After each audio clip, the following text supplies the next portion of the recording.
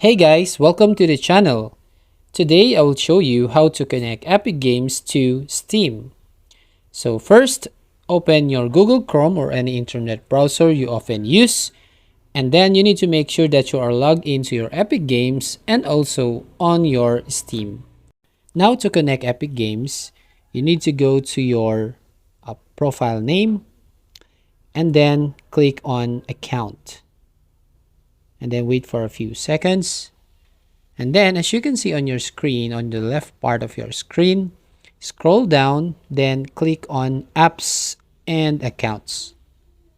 Now you have two options right here, apps and accounts. So click on accounts. So here you can see the network that you want to connect.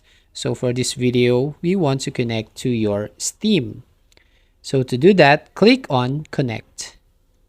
Then wait for a few seconds. And then a message pops up. You need to click on link account. Now as you can see, you need to sign in your Steam account. After that, click on sign in.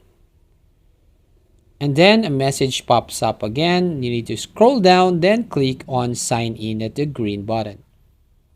And finally, your Epic game is now connected to your Steam. So that's all. Thank you for watching. Please like and subscribe and see you on the next video.